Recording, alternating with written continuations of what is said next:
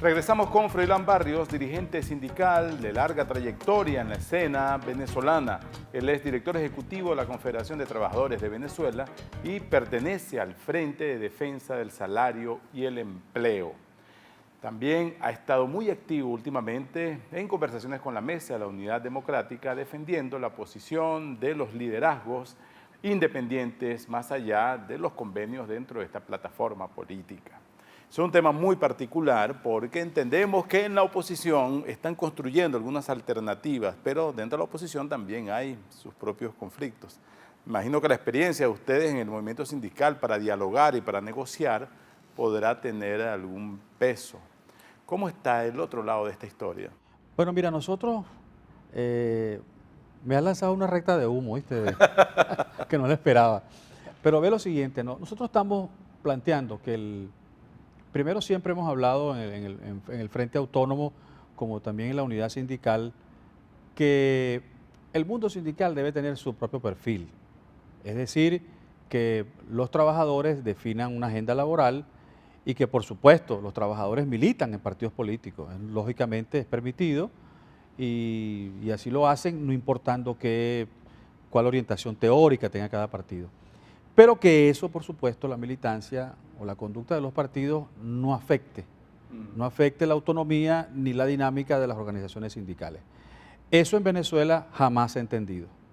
Ni se entendió en el pasado punto fijista, ni mucho menos se ha entendido ahora, porque ahora en Venezuela no hay una diferencia en el partido gobernante entre el PSUV y la Central Socialista. Uno no sabe quién es más apéndice del gobierno, si la Central Socialista de Will Rangel o el Partido Socialista Unido de Venezuela.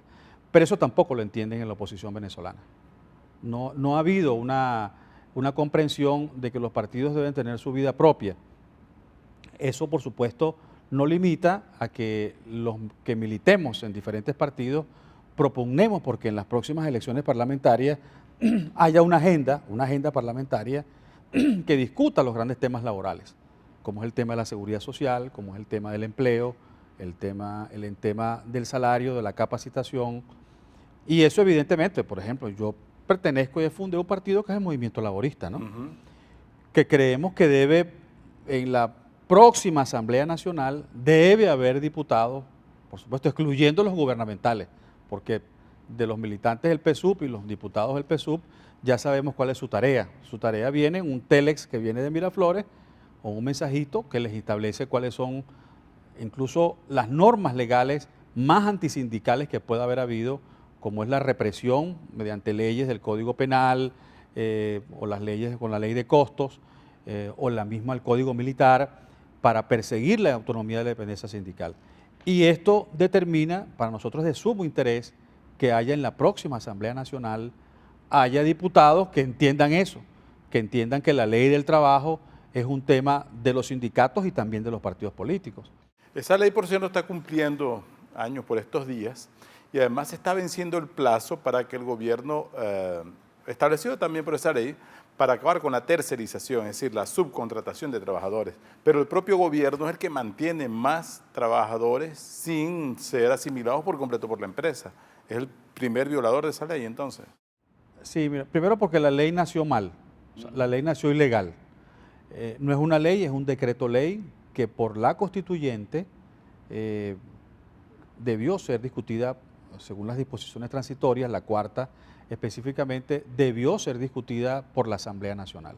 Pero como es una ley orgánica que requiere las 2/3 partes, bueno, hicieron toda una maroma, hicieron toda una serie, un giro circense, pues, y establecieron que se aprobara de esa forma, pues, un decreto ley que tenía que ver con las lluvias y toda la emergencia del año. Los poderes extraordinarios que tenía el presidente para luchar contra la contingencia de las lluvias fueron usados para esa ley. Del 2010 fueron usados para la ley. Eso sí fue un strike. Y ese fue el parto de los montes porque, aparte de aprobar todas las leyes que le dio la gana, bueno, la ley la hicieron y ni siquiera tuvieron la cortesía, sino de nombrar una comisión presidencial que fue la que elaboró la ley. Bueno, porque la ley tenía un señuelo electoral. Y así es el contenido de la ley orgánica. ¿Cuál es el balance de esa ley ahora? Bueno, la ley del trabajo, bueno, que una ley, que las leyes son hechas en los países del mundo para que el sistema de relaciones laborales se dinamice, bueno, y produzca empleo, y haya una dinámica de entrada y salida al mercado laboral. Esta ley no, esta ley es totalmente, si bien es cierto, dice, tú tienes más vacaciones, tienes más utilidades o tienes más estabilidad laboral, pero por otra parte te restringe por completo toda la libertad sindical. O sea, tu sindicato prácticamente lo controla el Estado y asume funciones del Estado.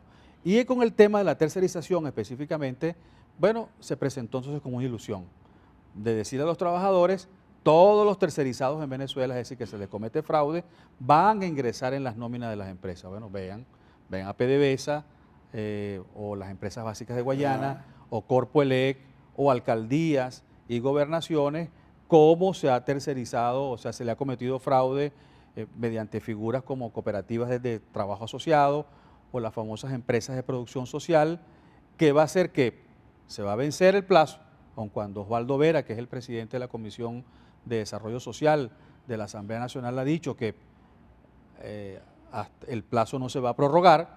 Evidentemente es un anuncio demagógico, porque va a continuar la tercerización, el uso abusivo de ese fraude laboral, y los trabajadores, de hecho hay una marcha para el 1 de mayo de trabajadores tercerizados, y en estos días también lo han hecho así, porque saben que no les van a cumplir con el lapso que establece la ley. Esa ley pareció ser ideada para un país que no existe, es decir, una economía próspera, con pleno empleo, con muchas alternativas.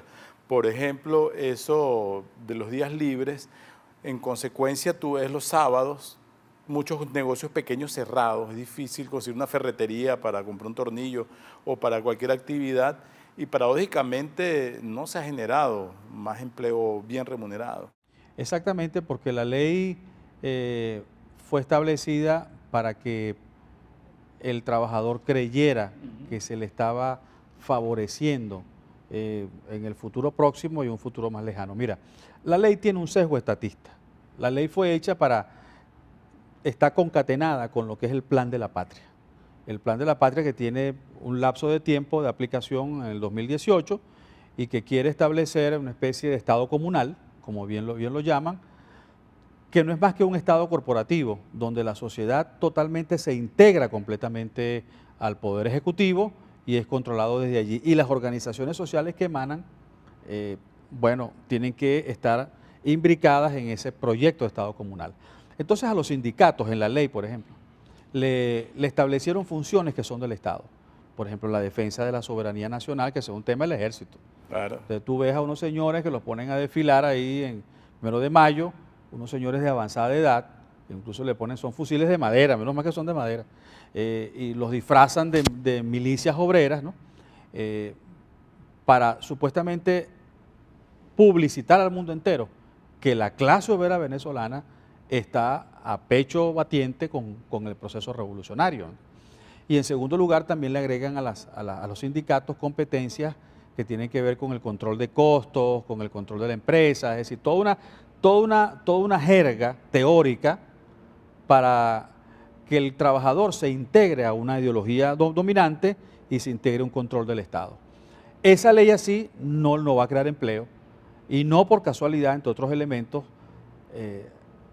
cada año ingresa al mercado de trabajo más de 200.000 jóvenes. ¿Cuál es el destino de esos jóvenes? El mercado informal, porque cuando van al mercado formal chocan con una realidad. La realidad es la del salario mínimo, o chocan con una realidad que no le permite a ellos una condición de vida que le permita adquirir vivienda o un bien. Progresar socialmente. Progresar socialmente. Y familiarmente. Vamos a volver sobre ese punto porque el gobierno, el presidente, está en estos días, por estas horas, con su aumento del salario mínimo. ¿Cuál puede ser el impacto para la economía? Conversamos con Froilán Barrios, secretario ejecutivo de la Confederación de Trabajadores de Venezuela. Esto es Análisis Venezolano. En breve regresaremos con ustedes. Quality Engines Auto Sale. Si no tienes Social Security ni crédito, nosotros lo resolvemos. Ven con la licencia americana o de tu país y de aquí te vas manejando. Te aprobamos el financiamiento del vehículo que tanto te hace falta. En Quality Engines tenemos muchos modelos para escoger. Nos adaptamos a tu estilo. Nuestra dirección: 361 Northwest 36th Street, Miami. www.quality-engines.com. Quality Engines Auto Sales. elestimulo.com. Noticias que te mueven.